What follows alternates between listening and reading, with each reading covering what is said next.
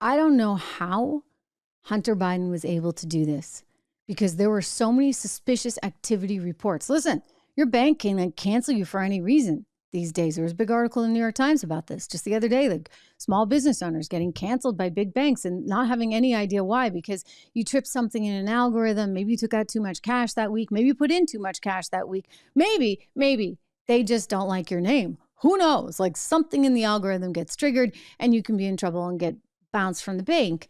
And, there was more than 70 of these things that were triggered. I don't know if he got bounced from the bank. I mean, actually, if you listen to Comer would tell you this is a giant cover up and everybody's somehow involved, from the Treasury Department that didn't want to have to release the information about the SARS suspicious activity reports to the FBI, which, we know they didn't really want to have to do their investigation. David Weiss, now the special prosecutor in all of this, getting effectively turned down, right, when he wanted to bring charges in California and in Delaware.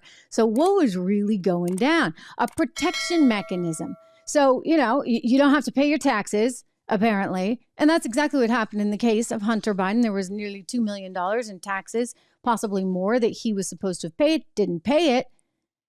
And on top of that, this stuff was all international. How do you not register as a foreign agent if you're lobbying on behalf of foreign countries? I mean, that's mind-boggling to me. How do you get around all those rules? Oh, I get it. You know what? You're Joe Biden's son. You know what? You want to get around rules too? You just pay me. I'm Joe Biden's son and I got all the access in the world and I'll make sure you're A-okay. Effectively, that is what is being alleged here, that he did that kind of stuff. And yet, no, Joe, he's proud of the guy. I almost said kid. Watch. First of all, my son's done nothing wrong. I trust him. I have faith in him. And it impacts my presidency by making me feel proud. Oh, yeah, real proud. That one blows me away. I just, look, I feel for him as a parent. I get it. It's got to be awful, right? Your kid's on drugs. He's just totally messed up. He's clearly got a women issue. There's just so much wrong with him.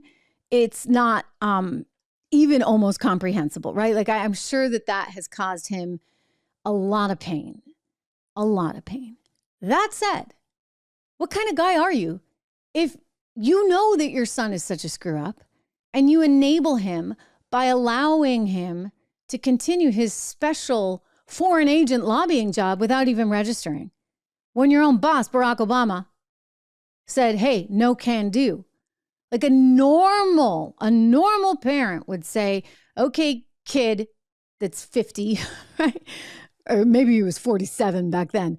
Hey, buddy, you know what? You can't do that gig anymore. You can't do that job. You're going to have to go back to the finger painting because daddy's boss said it's a no-go. Ethically, it's not good. And if your son says, well, F you, dad, I'm going to do it anyway. At that point, you start to say, okay, for the sake of my son, for the sake of my family, for the sake of my country, do I really need this gig as vice president of the United States? I don't think so.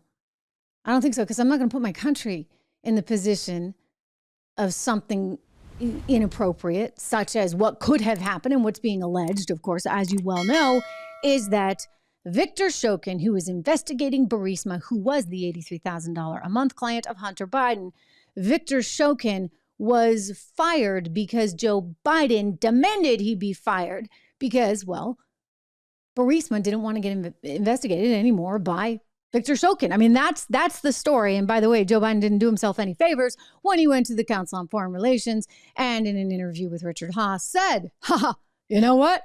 I made sure I fired that guy.